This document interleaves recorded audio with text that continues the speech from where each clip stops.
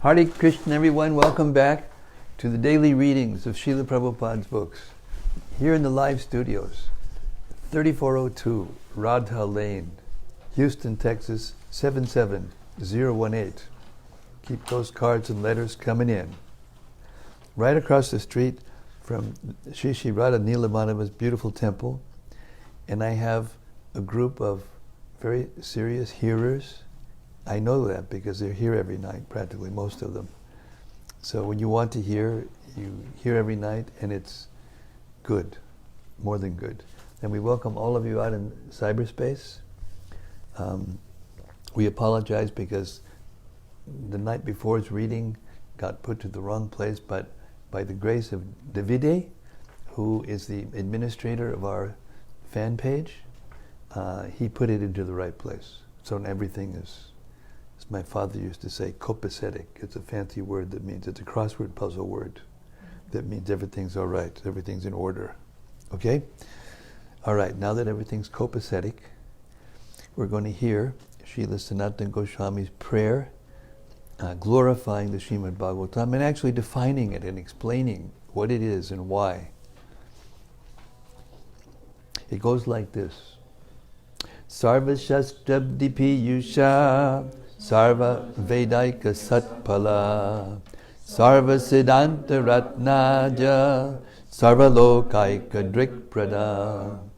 O nectar from the ocean of all scriptures, singular fruit of all the Vedas, of all conclusive truths.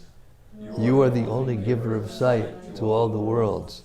Sarva Bhagavata Prana Srimad Bhagavata Prabho Kalidwandoditaditya Shri Krishna Parivartita.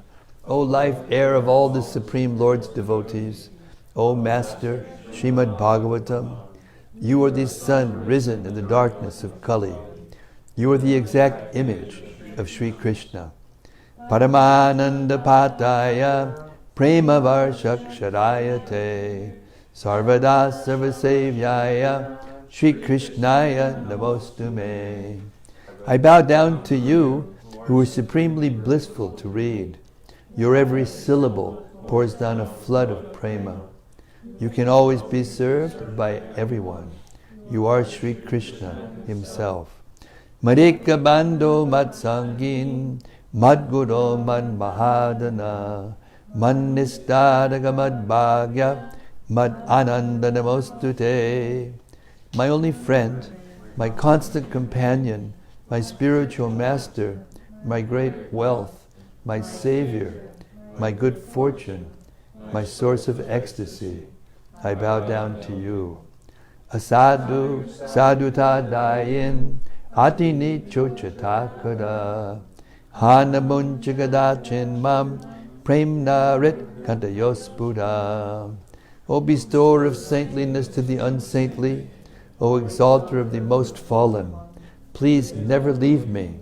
Always appear in my heart and my voice with pure love.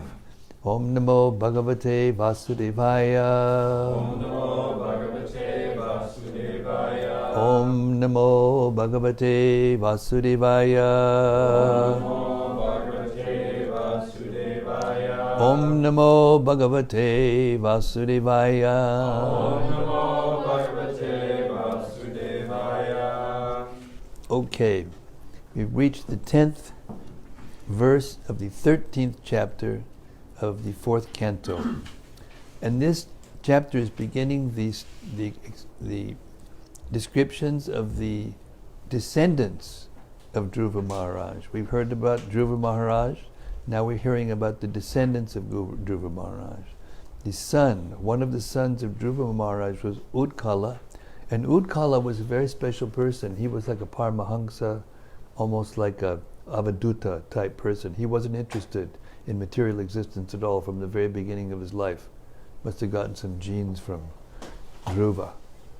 Anyway, so we're starting with text 10. Okay, everybody's here? Everybody that's not here, raise your hands. Okay, so far so good. Utkala appeared to the less intelligent persons, Utkala appeared to the less intelligent persons on the road to be foolish, blind, dumb, deaf, and mad, although actually he was not so. He remained like fire covered by ashes, without blazing flames. Purport. In order to avoid contradiction, botheration, and unfavorable situations created by materialistic persons, a great saintly person like Jad Bharat or Utkala remains silent. The less intelligent consider such saintly persons to be mad, deaf, or dumb. Factually, an advanced devotee avoids speaking with persons who are not in devotional life. But to those who are in devotional life, he speaks in friendship, and he speaks to the innocent for their enlightenment. For all practical purposes, the whole world is full of non-devotees. And so one kind of very advanced devotee avoids them by appearing before them as deaf and dumb. Such an advanced devotee is called a bhajananandi. Those who are ghoshyanandis, however, preach to increase the number of devotees. But even such preachers also avoid opposing elements who are unfavorably disposed towards spiritual life. Text 11. For this reason, the ministers and all the elderly members of the family thought Utkala to be without intelligence and, in fact, mad. Thus his younger brother, named Vatsara, the son of Brahmi, was elevated to the royal throne, and he became the king of the world. Purport. It appears that although there was monarchy, it was not at all an autocracy.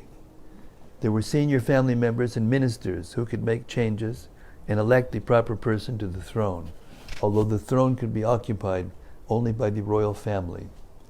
In modern days also, whenever there is monarchy, sometimes the ministers and elderly members of the family select one member from the royal family to occupy the throne in preference to another. Text 12. King Vatsara, Hare Bol, Hare Krishna, Hare Bol. King Vatsara had a very dear wife whose name was Swarviti, and she gave birth to 6 sons named Pushparna, Tigmaketu, Isha, Urja, Vasu, and Jaya. Purport. Vatsara's wife is mentioned here as Ishta, which means worshipable. In other words, it appears that Vatsara's wife had all good qualities. For example, she was always very faithful and obedient and affectionate to her husband. She had all good qualities for managing household affairs. If both the husband and wife are endowed with good qualities and live peacefully, then nice children take birth, and thus the whole family is happy and prosperous. Text 13. Pushparna had 2 wives, named Prabha and Dosha. Prabha had 3 sons, named Pratar, Madhyandina, and Sayam. Text 14. Dosha had 3 sons, Pradosha, Nishita, and Vyushta. Vyushta's wife was named Pushkarini, and she gave birth to a very powerful son named Sarvateja. Text 15 and 16. Sarvateja's wife, Akuti, gave birth to a son named Chakshusha, who became the 6th Manu at the end of the Manu millennium. Nadbala, the wife of Chakshusha Manu, gave birth to the following faultless sons: Puru, Kutsa, Trita, Dyumna, Satyavan, Rita, Vrata, Agnishtoma, Atirata, Atiratra, Prajumna, Shibi, and Ulmuka.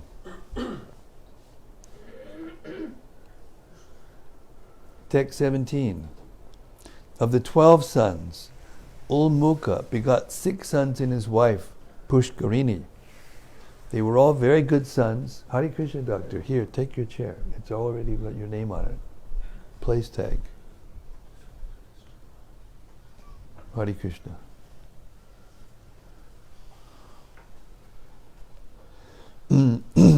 Of the 12 sons, Ulmuka begot 6 sons in his wife, Pushkarini. They were all very good sons, and their names were Anga, Sumana, Kyati, Kratu, Angira, and Gaya. Text 18. The wife of Anga, Sunita, gave birth to a son named Vena, who was very crooked. The saintly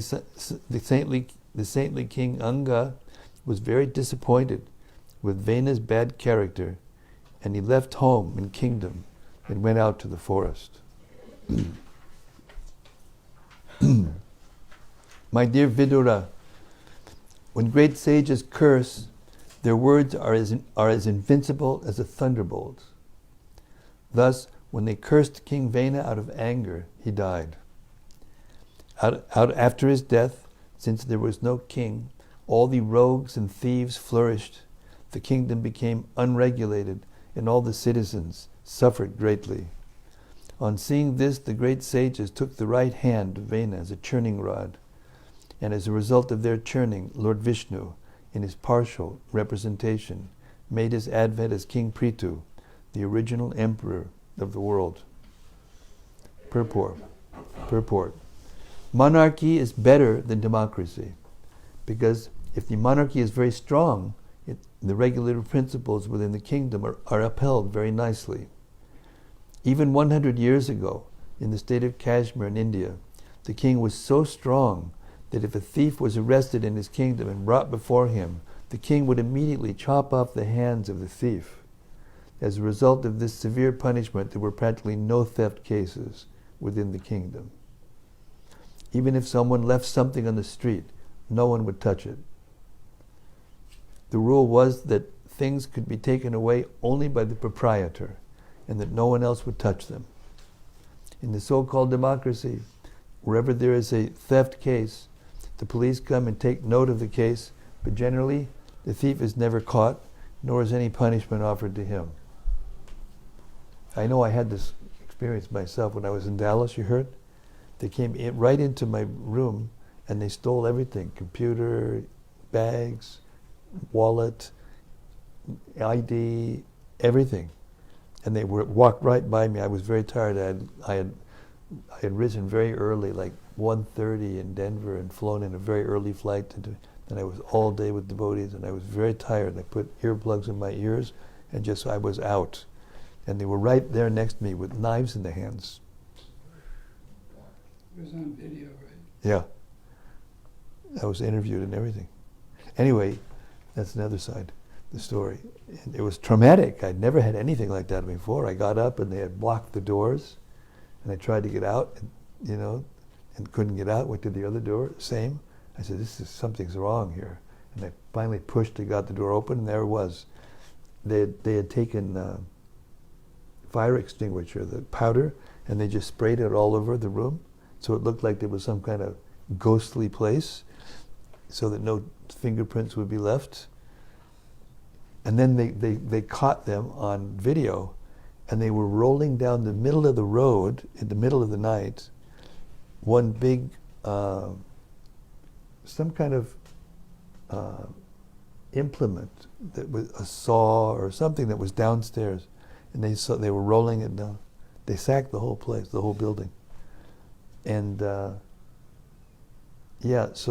they never caught him, even though they had pictures of him on, So here it says, whenever there's a theft case, the police come, take note of the case. A big deal. They took my notes, say what's wrong, what was stolen, all these things. Then they had the video, and they saw him, oh yeah, but then nothing. It's right here in the purport. but generally a thief is never caught, nor is any punishment offered to him, as a result of incapable government. At the present moment, thieves, rogues, and cheaters are very prominent all over the world. As a matter of fact, the governments are those people. Text 21. Vidura inquired from the sage Maitreya, "My dear Brahmana, King Anga was very gentle. He had high character and was a saintly personality and lover of Brahminical culture. How is it that such a great soul got a bad son like Bena, because of whom he became indifferent to his kingdom and left it?" Purport. In family life, a man is supposed to live happily with father, mother, wife, and children. But sometimes, under certain conditions, a father, mother, child, or wife becomes an enemy. It is said by Chanakya Pandit that a father is an enemy when he is too much in debt. A mother is an enemy if she marries for a second time in the presence of the children. A wife is an enemy when she is very beautiful, because somebody's going to come and take her away, maybe. And a son is an enemy when he's a foolish rascal. In this way, when a family member becomes an enemy, it is very difficult to live in family life, or remain a householder. Generally, such situations occur in the material world. Therefore, according to Vedic culture, one has to take leave of his family members, just after his 50th year, so that the balance of his life may be completely devoted in search of Krishna consciousness. Hare Krishna. Text 22. But in some cases, Bhaktivinoda remained with his family members practically till the end. He only renounced at the very end. So in Kali Yuga, it's not such a hard and fast rule. But the hard and fast rule is one has to become Krishna conscious. And that's why Prabhupada came to us, to teach us this. Text 22. Vidura also inquired, how is it that the great sages who were completely conversant with religious principles desired to curse King Vena, who himself carried the rod of punishment and thus awarded him the greatest punishment, Brahma Shapa. That's the curse of a Brahmana. Purport. It is understood that the king is able to give punishment to everyone. But in this case, it appears that the great sages punished him. The king must have done something very serious. Otherwise, how could the great sages, who were supposed to be the greatest and most tolerant, still punish him in spite of their elevated religious consciousness? It appears also that the king was not independent of the Brahminical culture. Above the king was the control of the Brahmanas. And if needed, the Brahmanas would dethrone the king or kill him, not with any weapon, but with the mantra of a Brahma Shapa. The Brahmanas were so powerful that simply by their cursing, one would immediately die. Text 23. It is a duty of all citizens in a state never to insult the king, even though he sometimes appears to have done something very sinful. Because of his prowess, the king is always more influential than all other ruling chiefs. Purport. According to Vedic civilization, the king is supposed to be the representative of the Supreme Personality of Godhead. He is called Narayana, indicating that Narayana, the Supreme Personality of Godhead, appears in human society as the king. It is etiquette that neither a Brahmana nor a Kshatriya king is ever insulted by the citizens. Even though a king appears to be sinful, the citizens should not insult him. But in the case of Vena, it appears that he was cursed by the Naradevatas. Therefore it was concluded that his sinful activities were very grievous. Text 24. Vidura requested Maitreya, "My dear Brahmana, you are very well conversant with all subjects, both past and future. Therefore, I wish to hear from you all the activities of King Vena. I am your faithful devotee, so please explain this. Purport. Vidura accepted Maitreya as his spiritual master.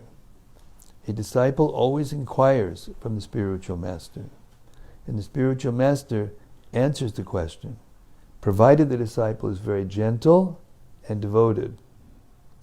Srila Vishwanath Chakravarti Thakur said that by the mercy of the spiritual master, one is blessed with the mercy of the Supreme Lord.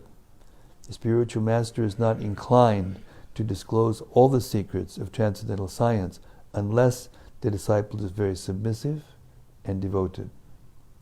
As stated in the Bhagavad Gita, the process of receiving knowledge from the spiritual master entails submission, inquiry, and service. Text 25.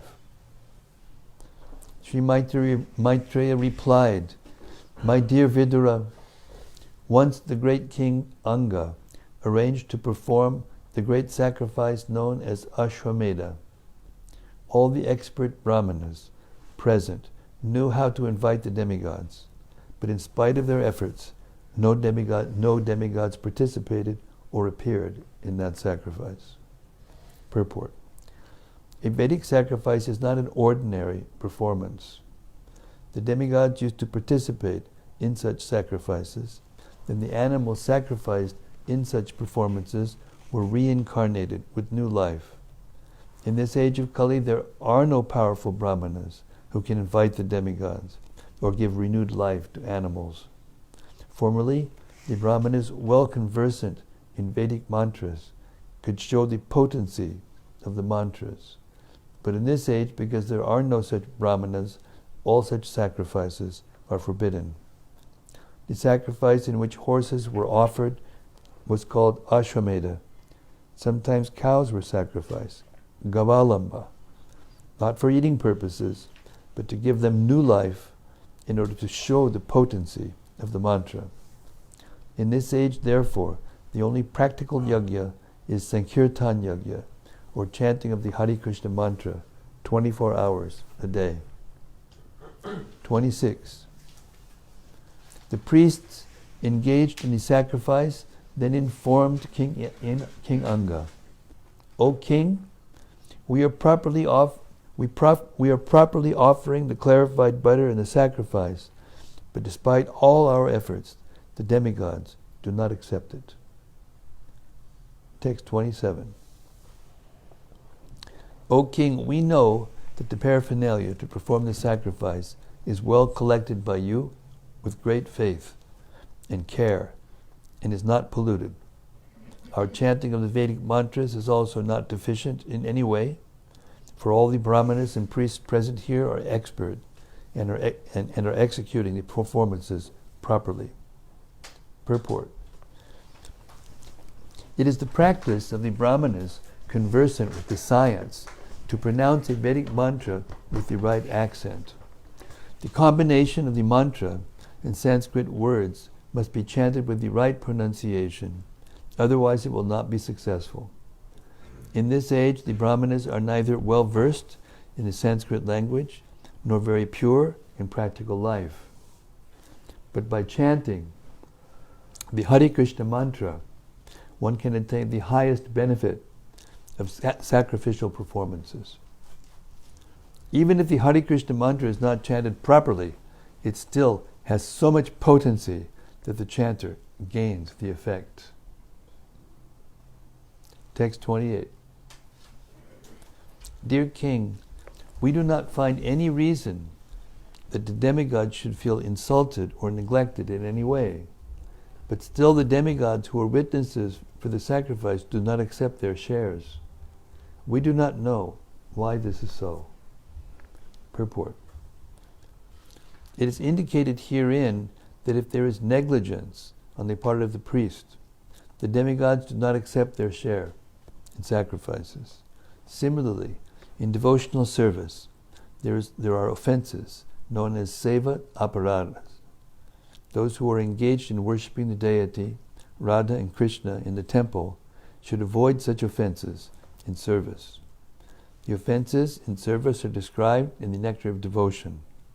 If we simply make a show of offering services to the deity, but do not care for the seva aparad, certainly the Radha Krishna deity will not accept offerings from such non-devotees.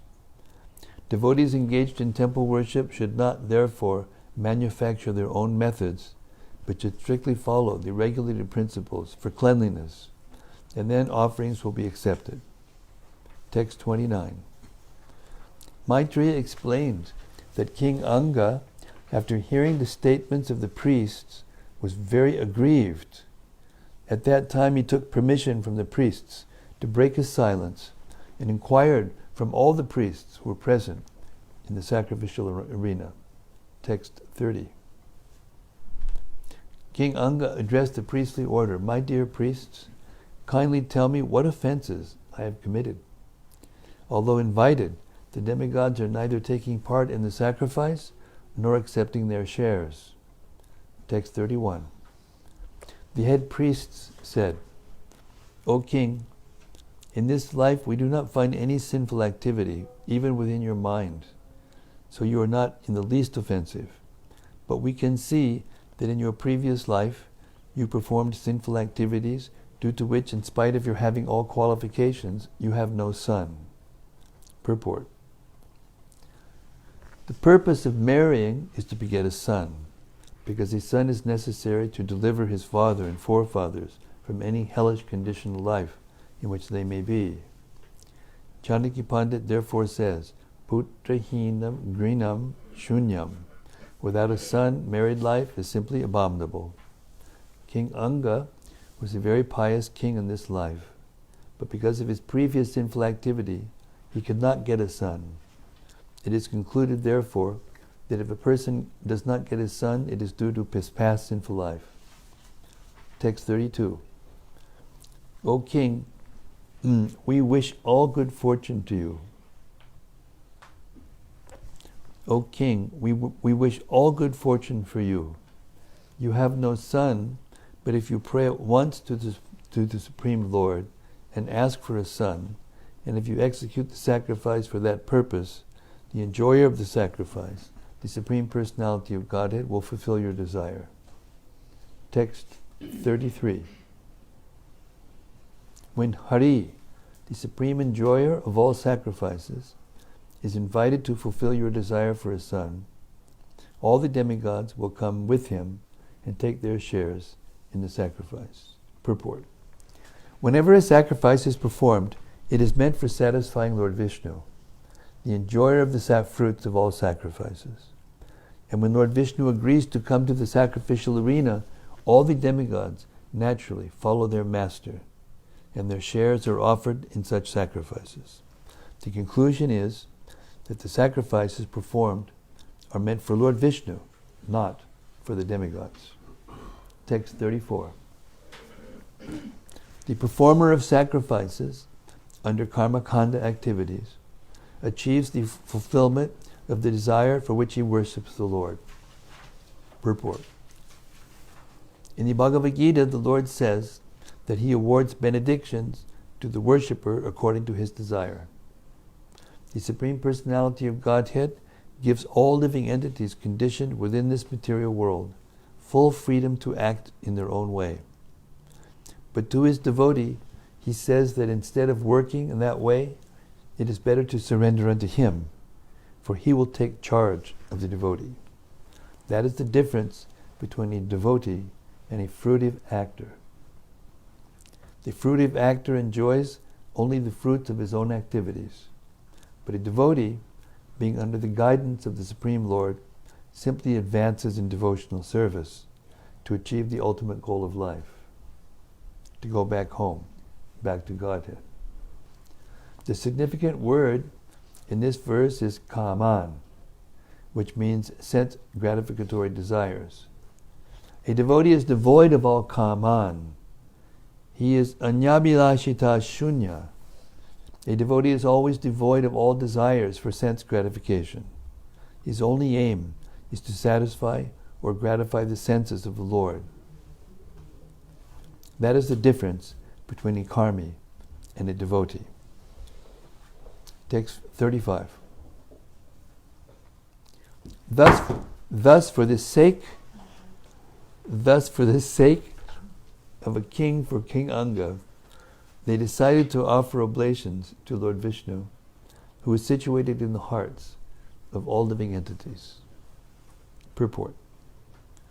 According to sacrificial rituals, animals are sometimes sacrificed in the yajna arena. Such animals are sacrificed not to kill them, but to give them new life. Such action was an experiment to observe whether the Vedic mantras were being properly pronounced. Sometimes small animals are killed in a medical laboratory to investigate therapeutic effects. In a medical clinic, the animals are not revived, but in the yajna arena, when animals were sacrificed, they were again given life by the potency of the Vedic mantras. The word Shipi Vishtaya appears in this verse. Shipi means the flames of the sacrifice. In the sacrificial fire, if the oblations are offered into the flames, when Lord Vishnu is situated there in the form of the flames. Therefore, Lord Vishnu is known as Shipi Vishta. Shipi Vishta. Text 36. As soon as the oblation was offered in the fire, a person appeared from the fire altar wearing a golden garland and a white dress. He was carrying a golden pot filled with rice boiled in milk. Text 37. The king was very liberal, and after taking permission from the priests, he took the preparation in his joined palms, and after smelling it, he offered a portion to his wife. Purport. The word Udaradi is significant in this connection. The wife of the king, Sunita, was not fit to accept this benediction. Yet the king was so liberal that without hesitation he offered to his wife the boiled rice in milk prasad received from the Yajna Purusha. Of course, everything is designed by the Supreme Personality of Godhead. As will be explained in later verses, this incident was not very favorable for the king. Since the king was very liberal, the Supreme Personality of Godhead, in order to increase his detachment from this material world, willed that a cruel son be born of the queen, so that the king would have to leave home. As stated above, Lord Vishnu fulfills the desires of the karmics as they desire, but the Lord fulfills the desire of a devotee in a different way, so that the devotee may gradually come to him. This is confirmed in the Bhagavad Gita, Dadami Buddhi Yogam Tam, Yenamam Upayanti Te. The Lord gives the devotee the opportunity to make progress further and further so that he may come back home, back to Godhead. Text 38. Although the queen had no son, after eating that food which had the power to produce a male child, she became pregnant by her husband, and in due course of time, she gave birth to a son. Purport. Among the 10 kinds of purificatory processes, one is Pum Savanam, in which the wife is offered some prasad, or remnants of foodstuff, offered to Lord Vishnu, so that after sexual intercourse with her husband, she may conceive a child. Text 39. That boy was born partially in the dynasty of irreligion.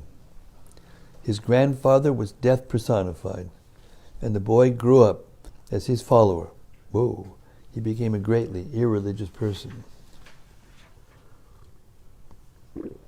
Purport. The child's mother, Sunita, was the daughter of death personified. Generally, the daughter receives the qualifications of her father, and the son acquires those of the mother.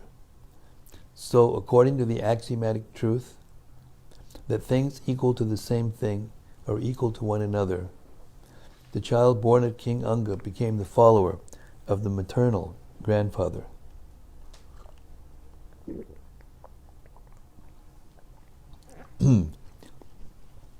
According to Smriti Shastra, a child generally follows the principles of his maternal uncle's house. Naranam Matula Karma means that the child generally follows the qualities of his maternal family. If the maternal family is very corrupt or sinful, the child, even though born of a good father, becomes a victim of the maternal family. According to Vedic civilization, therefore, before the marriage takes place, an account is taken of both the boys' and girls' families. If according to astrological calculation the combination is perfect, then marriage takes place. Sometimes, however, there is a mistake, and family life becomes frustrating. It appears that King Anga did not have a very good wife in Sunita, because she was the daughter of death personified. Sometimes the Lord arranges an unfortunate wife for his devotee, so that gradually, due to family circumstances, the devotee becomes detached from his wife and home and makes progress in devotional life. It appears that by the arrangement of the Supreme Personality of Godhead, King Anga, although a pious devotee, got an unfortunate wife like Sunita, and later on a bad child like Vena. But the result was that he got complete freedom from the entanglement of family life and left home to go back to Godhead. Text 40. After fixing his bow and arrow, the cruel boy used to go to the forest and unnecessarily kill innocent deer. And as soon as he came, all the people would cry, "Here comes cruel Vena, here comes cruel Vena." Purport. Kshatriyas are allowed to hunt in the forest for the purpose of learning the killing art, not to kill animals for eating or for any other purpose. The Kshatriya kings were sometimes expected to cut off the head of a culprit in a state. For this reason, the Kshatriyas were allowed to hunt in the forest. Because this son of King Anga, Vena, was born of a bad mother, he was very cruel, and he used to go to the forest and unnecessarily kill the animals. All the neighboring inhabitants would be frightened by his presence, and they would call, "Here comes Vena, here comes Vena." So from the beginning of his life, he was fearful to the citizens. I don't know if you know this, but a few years ago, there was a candidate for Vice President of the United States who was from Alaska. I won't name names. And her sport was going into a helicopter and shooting moose from the air.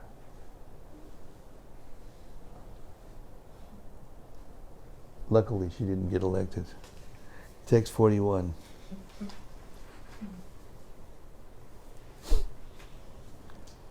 The boy was so cruel that by playing with young boys of his age, he would kill them very mercilessly, as if they were animals meant for slaughter.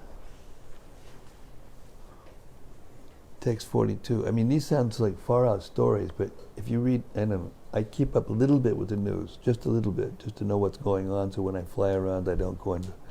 Anyway, there are stories every day now coming out, where some boys just decided to kill his parents, just to get something he wanted, or somebody killed somebody because they were in a grocery store and cut in line, or got the last item that they wanted to get. These things are happening every day now. I mean, it's wild. So we shouldn't be surprised when we hear this kind of story so many, millions and hundreds of millions of years ago. It's always been like that. That's the material world. Text 42. After seeing the cruel and merciless behavior of his son, Vena, King Anga punished him in different ways to reform him, but was unable to bring him to the path of gentleness. He thus became greatly aggrieved. Text 43. The king thought to himself, Persons who have no son are certainly fortunate. They must have worshipped the Lord in their previous lives so that they would not have to suffer the unbearable happiness caused by a bad son. Text 44. A sinful son causes a person's reputation to vanish. His irreligious activities at home cause irreligion and quarrel among everyone, and this creates only endless anxiety. Purport. It is said that a married couple must have a son, otherwise their family life is void. But a son born without good qualities is as good as a blind eye. A blind eye has no use for seeing, but it is simply unbearably painful. The king therefore thought himself very unfortunate to have such a bad son.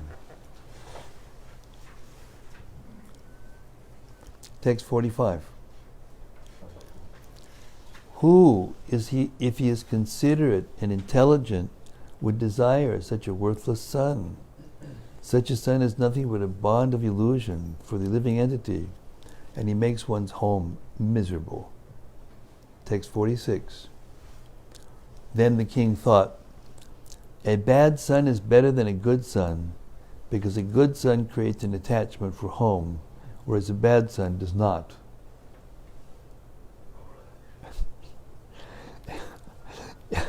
A bad son creates a hellish home, from which an intelligent man naturally becomes very easily detached. Let's turn on the fan. It's so hot in here, it's amazing. The other one. Whoops, there, turn on the... Now try, there you go. Sorry about this, folks, but we have a heating system that is either too cold or too hot. There's no, like, in between. We've tried everything, all the different settings, and this. Last night it was too cold, and I woke up this morning with a bad voice, and it took me, I wasted like almost an hour just getting my voice back to the point where I could make a recording. Anyway, this is what it's like to be in the material world. Hari Bol Nitya, Hari Krishna, Hari Krishna. Okay, we're moving closer to the incarnation of Prithu Maharaj. These are the circumstances that set up the appearance of Prithu Maharaj. Okay. Purport.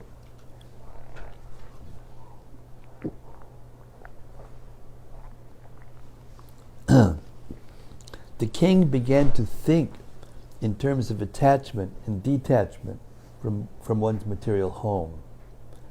According to Prahlad Maharaj, the maternal home is compared to a blind well. If a man falls down into a blind well, it is very difficult to get out of it and begin life again. Prahlad Maharaj has advised that one give up his blind well of home life as soon as possible and go to the forest to take shelter of the Supreme Personality of Godhead. According to Vedic civilization, this giving up of home by vanaprastha and sannyas is compulsory.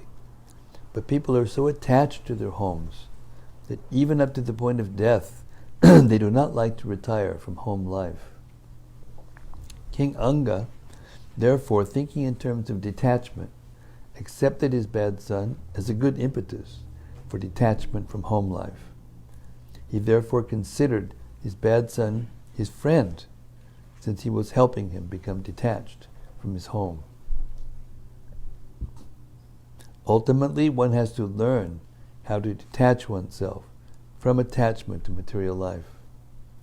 Therefore, if a bad son, by his bad behavior, helps a householder to go away from home, it is a boon. Text 47.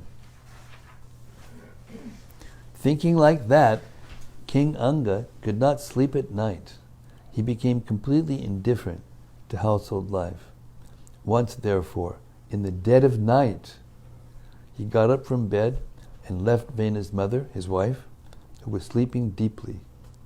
He gave up all attraction for his greatly opulent kingdom, and unseen by anyone, he very silently gave up his home and opulence and proceeded toward the forest. Hare Krishna. In this verse, the word Mahodayapayat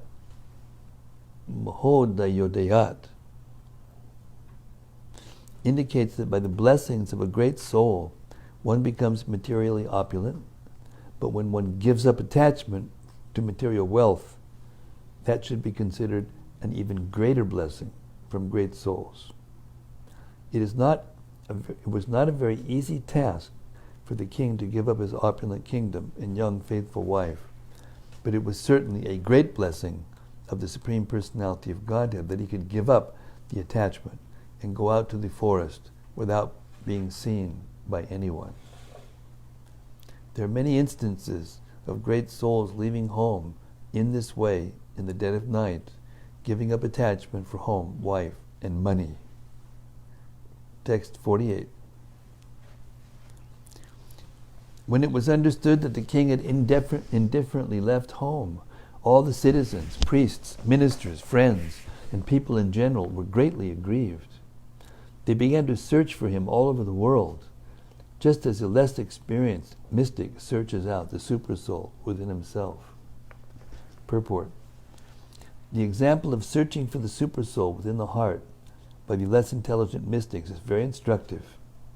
The absolute truth is understood in three different features, namely impersonal Brahman, localized Paramatma, and the Supreme Personality of Godhead. Such kuyogina, or less intelligent mystics, can by mental speculation reach the point of the impersonal Brahman, but they cannot find the supersoul who is sitting within each living entity. When the king left, it was certain that he was staying somewhere else, but because the citizens did not know how to find him, they were frustrated like the less intelligent mystics. Text 49.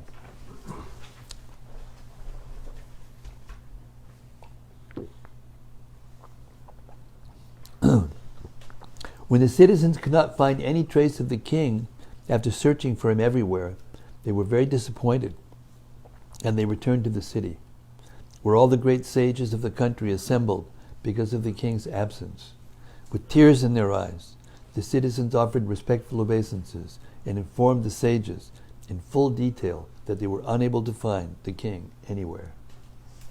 Thus end the Bhaktivedanta purports of the 4th canto, 13th chapter of Srimad-Bhagavatam, entitled Description of the Descendants of Dhruva Maharaj. Jai. Hare Krishna.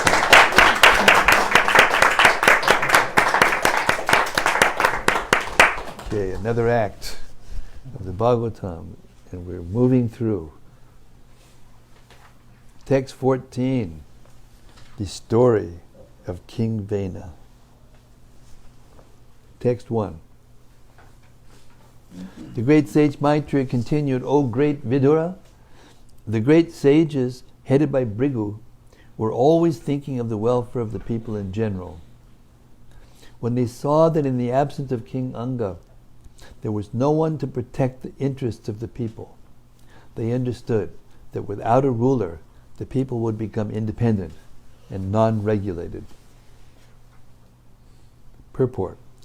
In this verse, the significant word is Chema Darshina, which refers to those who are always looking after the welfare of the people in general.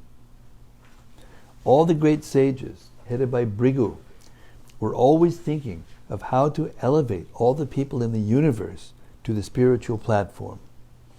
Indeed, they advised the kings of every planet to rule the people with that ultimate goal of life in mind. The great sages used to advise the head of state, or the king, and he used to rule the populace in accordance with their instruction. After the disappearance of King Anga, there was no one to follow the instructions of the great sages. Consequently, all the citizens became unruly, so much so that they could be compared to animals. As described in Bhagavad Gita 4.13, Human society must be divided into 4 orders according to quality and work. In every society, there must be an intelligent class, administrative class, productive class, and worker class. In modern democracy, these scientific divisions are turned topsy-turvy, and by vote, Shudras or workers are chosen for administrative posts. Having no knowledge of the ultimate goal of life, such persons whimsically enact laws without knowledge of life's purpose. The result is that no one is happy. Text 2. The great sages then called for the Queen Mother, Sunita, and with her permission, they installed Vena on the throne as master of the world. All the ministers, however, disagreed with this. Text 3. It was already known that Vena was very severe and cruel. Therefore, as soon as all the thieves and rogues in the state heard of his ascendance to the royal throne, they became very much afraid of him. Indeed, they hid themselves here and there as rats hide themselves from snakes. Purport.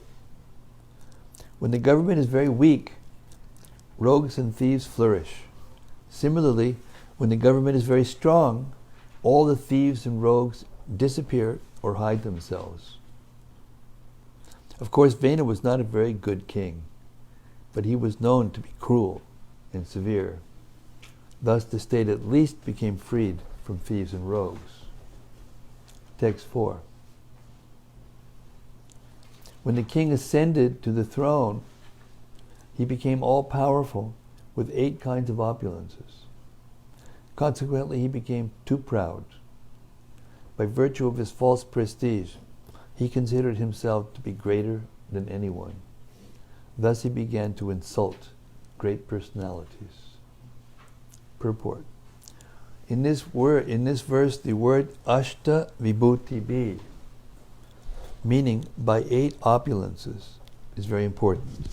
The king is supposed to possess 8 kinds of opulences. By dint of mystic yoga practice, kings generally acquired these 8 opulences. These kings were called Rajarshis, kings who were also great sages. By practicing mystic yoga, a Rajarshi could become smaller than the smallest, greater than the greatest, and could get whatever he desired. A Rajarshi could also create a kingdom, bring everyone under his control, and rule everyone. These were some of the opulences of a king. King Vena, however, was not practiced in yoga, but he became very proud of his royal position nonetheless. Because he was not very considerate, he began to misuse his power and insult great personalities. Text 5. When he became overly blind due to his opulences, King Vena mounted a chariot and, like an uncontrolled elephant, began to travel throughout the kingdom, causing the sky and earth to tremble wherever he went. Text 6. All the twice-born brahmanas were forbidden henceforward to perform any sacrifice, and they were also forbidden to give charity or offer clarified butter. Thus King Vena sounded kettle drums throughout this countryside. In other words, he stopped all kinds of religious rituals. They make movies about this kind of thing.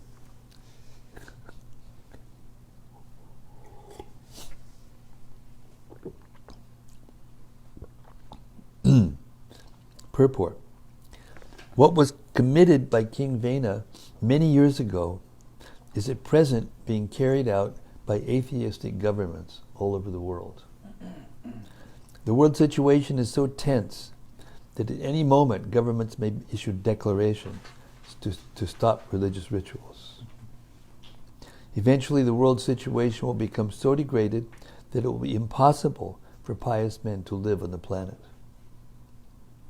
Therefore, sane people should execute Krishna consciousness very seriously so that they can go back home, back to Godhead, without having to further suffer the miserable conditions predominant in this universe.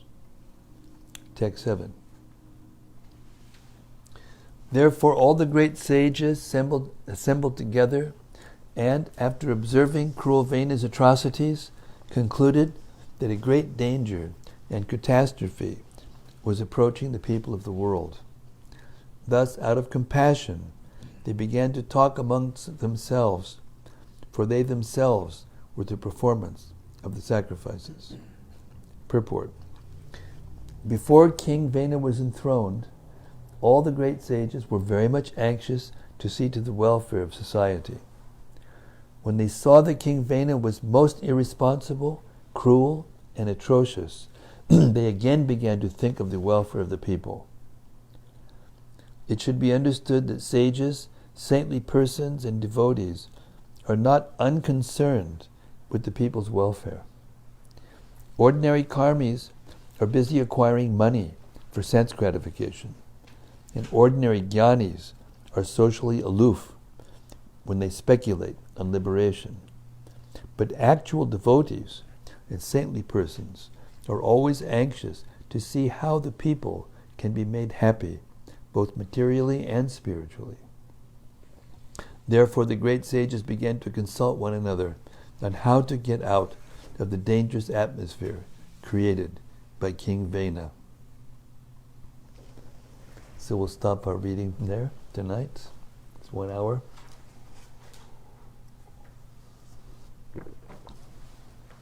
Very instructive purports.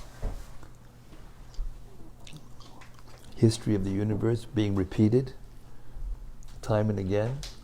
We're witnessing in ourselves the truth of these purports.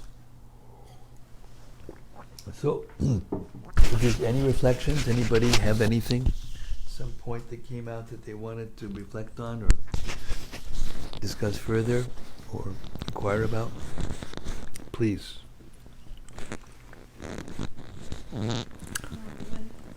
Wait, Kalpacharu's got something.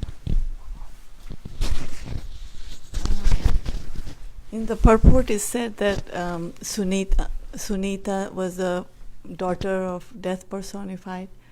Is that Yamaraj? Death personified? No, death personified is an assistant of Yamaraj. They're different personalities. He's an assistant. He's personified, but he also has energies which cause people to die, and it's actually all under the jurisdiction of Lord Shiva. All these activities of the mode of ignorance are what causes things to disintegrate over time, and therefore death to occur with everyone, for everyone. Yeah, death percent. See, this, we have to keep in mind that this is not just a few generations ago. You know, this is, Dhruva is, his father was Uttanapad, his father was Swayambhuva Manu, and his father was Lord Brahma. So this is only 1, 2, 3, 4 generations from Lord Brahma. So the universe is still very much potent and still, you know, in the mode of, in general, in the mode of goodness. But these things still happen because the mode of goodness is always contaminated by passion and ignorance to a certain degree, and these modes are always competing for supremacy, as it says in the Bhagavad Gita, as Krishna describes. It's created like that. The universe is created like that. And these personalities that come to assist the different demigods and to, you know, precipitate and help everything along, to follow the laws of nature, that's who these personalities are. And therefore there's always been auspiciousness and inauspiciousness in the universe since the beginning. We've talked about this many times. The unfulfilled karma or unfulfilled desires of the souls in the previous universe, when they come into this universe, they take those positions again, starting from where they left off, just as we do in one life and after another.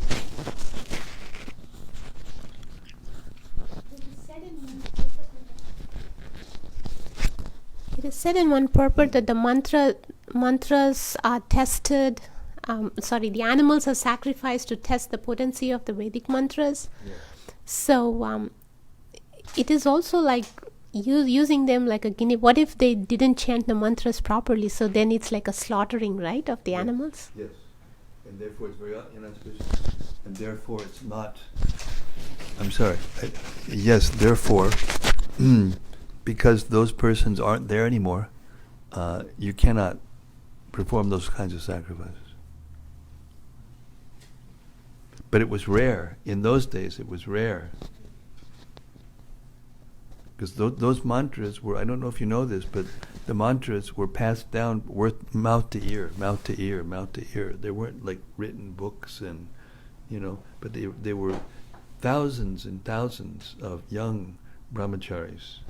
And they would learn the mantras under the instructions of their gurus. They would memorize them. Sometimes they wouldn't even know what they meant, but at least they would preserve from one generation to another by memorization, and therefore they could see that it was being preserved properly. But yes, if the mantra didn't work, that means the person wasn't just like. What was it? The story we read already. Just recently, we read one story where the priest was saying the mantras, and without the knowledge, he was offering a little something to the demons as well as because by the mantras, by changing the intonation of the mantras, and therefore things didn't turn out the way they were supposed to. And these things are going on, ever since the beginning of creation. But it was rare. It was actually rare. Normally, the mantras were chanted properly, and that's why we don't have that opportunity in this age. We can't chant the Vedic mantras properly and make that kind of sound. I mean, right now, I know the American government, maybe other military, complexes are experimenting with sound to be able to use as a weapon.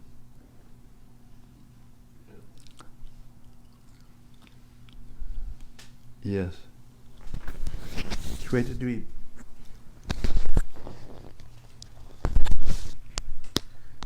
In the purport to 24, Srila Prabhupada mentions that the spiritual master is not inclined to disclose all the secrets of transcendental science unless the disciple is very submissive and devoted. My question is, why? Why and what are the secrets of transcendental science? It looks like all it's given in the books and lectures. What was it that Prabhupada said in one purport? Book knowledge without realization is useless. So it's not about information content. It's about the submissive soul hearing the instructions of the Vedas in such a way as they can be assimilated into the consciousness. The sound has to go through the mind, through the ear, then to the mind, then through the intelligence, then to the soul. Indriyane paranyarho, indriye paramana, manasastu parabuddha, yobode parasasasaha. So that's the hierarchy, and the sound has to go through all those platforms, all those levels to go to the soul. And then when the soul hears, then the qualities that are described in the beginning of the 16th chapter are awakened, because that's the actual qualities of the soul. Those divine qualities, I think they're like 18 or 19 in number. Cleanliness, truthfulness, resourcefulness, vigor, so many things, cleanliness, humility, pridelessness, freedom from anger, freedom from false prestige, conscious awareness of the fault of birth, death, disease, and old age. So when those qualities are awakened, but the spiritual master won't necessarily explain everything to everybody, even though it may be in the books. But along with the books, you need somebody to explain the books in such a way as people can learn how to apply them. I mean, Prabhupada's purports are amazing. They are amazing. We know of people who have gotten Prabhupada's books and started to practice Krishna consciousness without having met a devotee. And they come already more or less fixed up in devotional service. They even chant rounds and, offer their food and do so many things because it's all described in the purports of Prabhupada's books. So that's Prabhupada's special mercy that he came to us and he explained all these things. That's why my desire and my vow and my determination to teach is to just repeat Prabhupada's purports and then try to explain them if there's more explanation needed. But if the spiritual master sees that the person is not ready for this something, then he'll withhold it until the person's ready. Because the persons try to go too far too fast, then they sometimes become confused, and then they don't assimilate the knowledge. They get the information and they start to lord it over people, or they start to do so many things.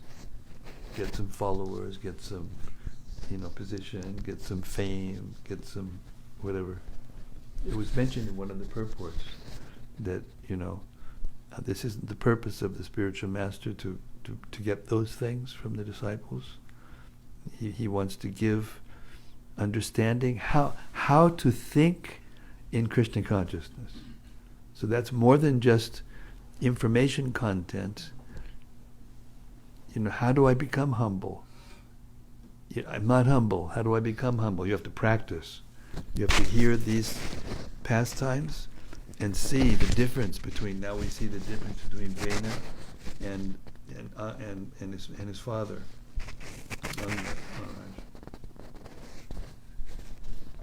So by hearing these things, by appreciating, by awakening a desire to awaken divine qualities that we have, then we can begin to hear deeper.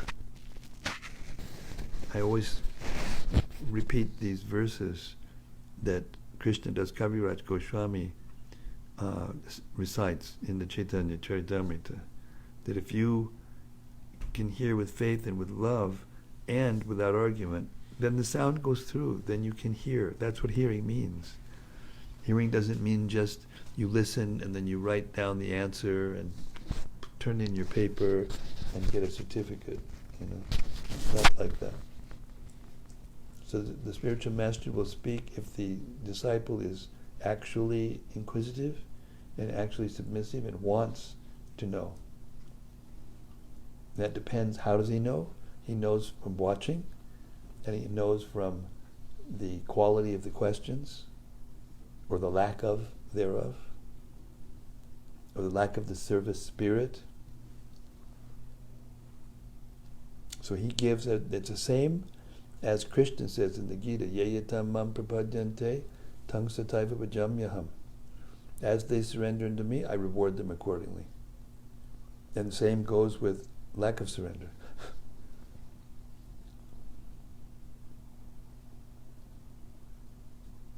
So it requires eagerness, and sometimes, like we heard just now, Krishna will withdraw, like with Anga, he withdrew the attachment by giving him a crazy son, an evil son.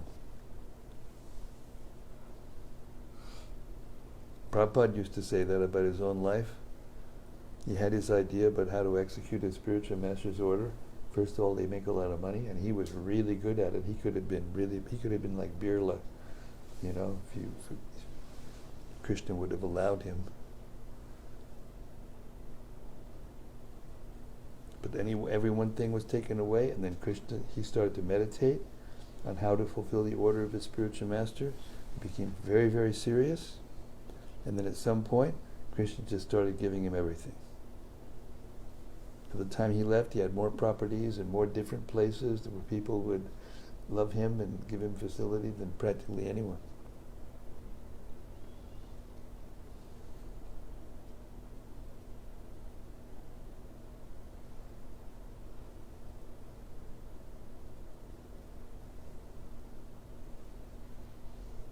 But it's not that that desire is for my own personal,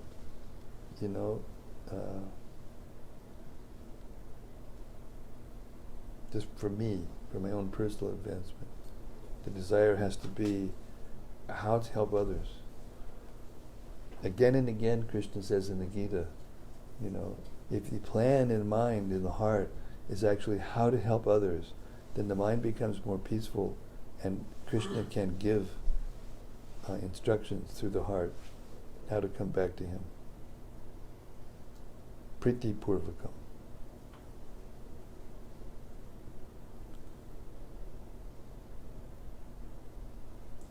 Something? Something. Yes, Shobha. Follow up on this question, Maharaj. You said even though Prabhupada has revealed everything in the books, reading from the books is different from knowledge imparted by the spiritual master to realize that information given in the books, and how the guru does this by observing or seeing the disciple, things like that. So my question is, what about the disciples whose guru is not physically on this planet, or whose guru is not so nearby where they can observe their disciples and directly guide them?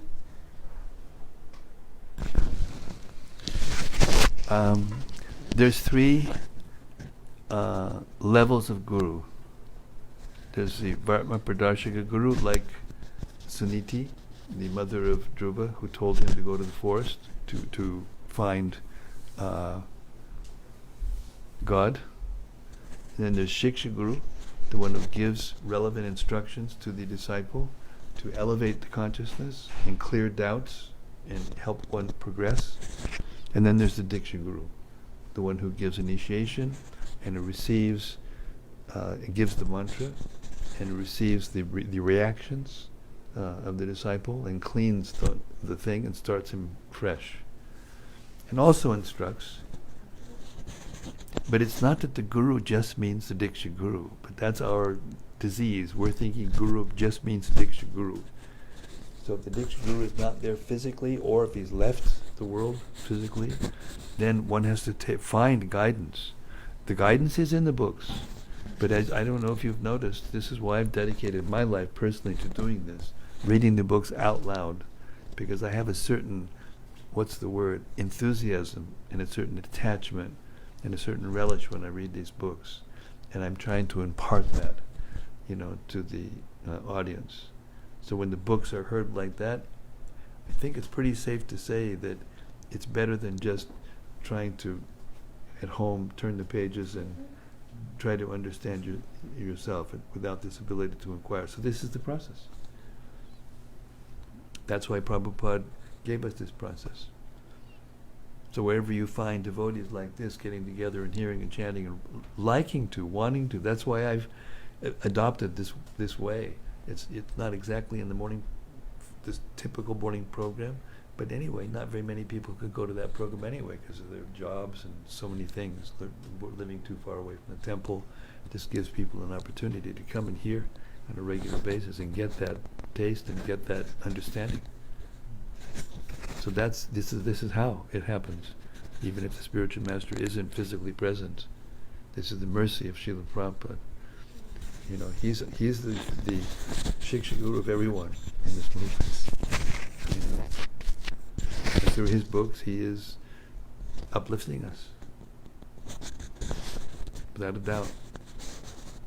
Does that answer the question? But if we think that only our guru is our Diksha Guru and we can't hear from anyone else, then we get blocked. That means we're more attached to the Vapu than the Vani. But the Vani is more important because the Vapu will never stay forever.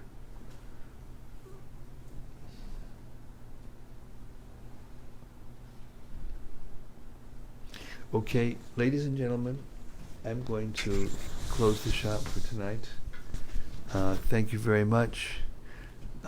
All glories to Maharaj Anga. And all glories to the sages who delivered Vena to the other side. Of course, we haven't heard that yet. We'll hear about that tomorrow. Gaur Premanandi Srimad-Bhagavatam ki jai. See you tomorrow afternoon in the same time, same station. Hare Krishna. Thank you.